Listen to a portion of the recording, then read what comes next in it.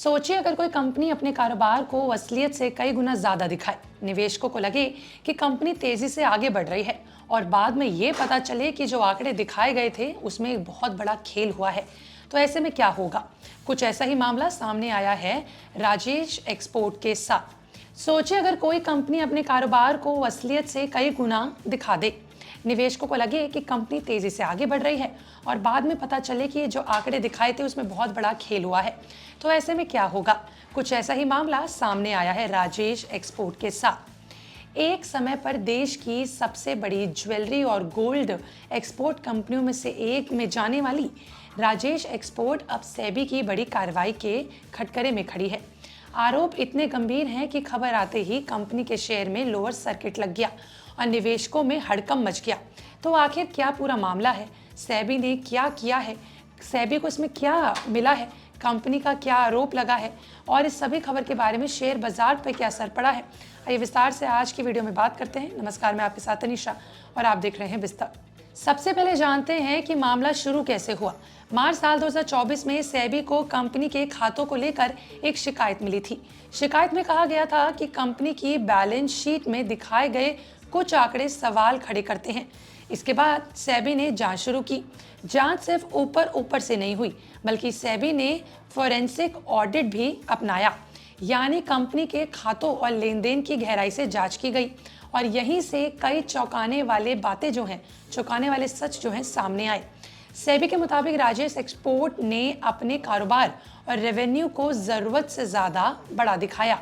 जांच में पता चला कि कंपनी कुल रेवेन्यू का 97 से 99% हिस्सा विदेशी सहायक कंपनियों से आता है, वहीं से आता दिखाई दे रहा है।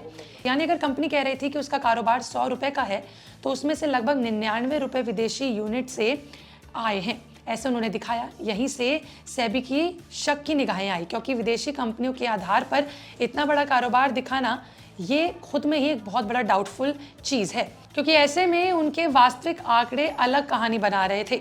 सेबी का आरोप है कि कारोबारी साल 2021 से 25 के बीच कंपनी ने करीबन 15.15 लाख करोड़ रुपए के करीब का रेवेन्यू गलत तरीके से दिखाया है, बड़ा चढ़ाकर पेश किया है और ये रकम इतनी बड़ी है कि सुनकर ही हैरानी होती है।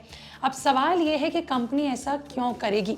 दरअसल जब किसी कंपनी का रेवेन्यू और कारोबार बड़ा दिखता है तो ऑटोमेटिकली निवेशकों का भरोसा उसकी तरफ बढ़ जाता है।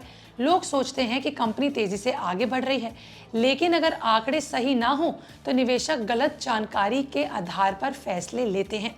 यही वजह है कि सेबी ऐसे मामलों को बेहद गंभीर मानता है, लेकिन कहानी यहीं खत्म बिल्कुल नहीं होती। जांच में एक और बड़ा खुलासा हुआ। सेबी के अनुसार कंपनी के करीबन 339 करोड़ रुपीस प्रमोटर राजेश मेहता के निजी खाते में ट्रांसफर किए गए। सबसे बड़ी बात यह है कि इन ट्रांजैक्शन के लिए जरूरी मंजूरी और खुलासे नहीं किए गए थे। इतना ही नहीं, कुल मिलाकर लगभग 926 करोड़ रुपए के ऐसे लेन देन सामने आए हैं जिस पर सवाल उठाए जा रहे हैं। अब बात करते हैं सेबी की कार्रवाई की। तो सेबी ने कंपनी के प्रमोटर राजेश मेहता पर बड़ा एक्शन लिया। उन्हें अगले आदेश तक कंपनी के शेयर खरीदने, बेचने और किसी भी तरह का कारोबार करने से रोक दिया गया है। साथ ही कंपनी को कई जरूरी दस्तावेज और जानकारी जमा करने के आदेश दिए गए हैं। यानी मामला अभी खत्म नहीं हुआ है, जांच आगे भी जारी रहेगी। अब नजर डालते हैं शेयर बाजार की प्रतिक्रिया पर कि उसका क्या प्रोसेस रहा। देखिए, जैसे ही सेबी की कार्रवाई की खबर सामने आई, इन्वेस्टर्स यानी निवेशकों ने शेयर बेचना शुरू कर दिया। परिणाम ये हुआ कि राजेश एक्सपोर्ट का शेयर 5% के लोअर सर्किट पर पहुंच गया। पिछले कारोबारी सत्र में शेयर लगभग 110 रुपए पर बंद हुआ था, लेकिन खबर के बाद ये 104 रुपए के स्तर के करीब पर फिसल गया। अगर लंबी अवधि की बात की जाए तो तस्वीर और भी चौंकाने वाली है। साल 2023 में ये शेयर लगभग 1029 रुपए के स्तर पर पहुंचा था, लेकिन आज इसका भाव 104 रुपए के करीब आ गया है।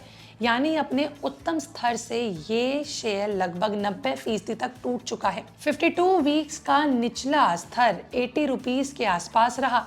वही कंपनी के हालिया नतीजों पर नजर डालते हैं तो चौथी तिमाही में कंपनी ने करीबन 2.36 लाख करोड़ रुपए की आय दर्ज की, लेकिन इसके बावजूद उसने करीबन 54 करोड़ रुपीस के करीब का घाटा भी देखा। यानी बड़ा रेवेन्यू हमेशा मजबूत मुनाफे की गारंटी नहीं देता, इससे ये तो समझ आ जाता है। इस मामले में एक और दिलचस्प बात है, कंपनी में LIC जैसी बड़ी संस्था की भी हिस्सेदारी है। मार्च साल 2026 तक उपलब्ध आंकड़ों के अनुसार बात की जाए तो LIC के पास कंपनी में 10.80% हिस्सेदारी मौजूद है। इस मामले पर सिर्फ छोटे निवेशक ही नहीं बल्कि बड़े संस्थागत निवेशक भी जुड़े हुए हैं, इससे ये पता चलता है। अब निवेशकों के लिए सबसे बड़ा सबक क्या रहा? पहला, सिर्फ बड़े रेवेन्यू के आंकड़े देखकर निवेश बिल्कुल मत कीजिए, खतरा कहीं भी आ सकता है। दूसरा, कंपनी की कमाई, कैश फ्लो और जो ट्रांसपेरेंसी है उस पर ज़रूर अपनी निगाहें रखें। तीसरा, शेयर बाजार पे सबसे कीमती चीज़ सिर्फ पैसा नहीं बल्कि भरोसा भी होती है, तो उसको बिल्कुल भी निगलेक्ट ना करें। जब किसी कंपनी पर भरोसा टूटता है तो उसका असर सीधे शेयर की कीमत पर दिखाई देता है। फिलहाल सेबी की जांच जारी है और बाजार की नज़र आगे आने वाली रिपोर्ट्स पर बहुत अच्छे से टिकी हुई है। अब देखना होगा कि जांच में आगे क्या निकल कर आता है और क्या राजेश एक्सपोर्ट्स इन आरोपों का जवाब दे पाएगा या नहीं। लेकिन इतना तो देखिए ज़रूर है कि इस खबर ने एक बार फिर ये दिला दिया है कि शेयर बाजार में निवेश करते समय सिर्फ चमकदार आंकड़ों पर नज़र ना डालें बल्कि कंपनी की असली तस्वीर पर भी भरोसा करना उतना ही ज़रूरी होता है। आपका इस पर क्या कहना है? कमेंट सेक्शन में किसी बताइएगा। मिलते अगली वीडियो में बने रहे विस्तार के साथ।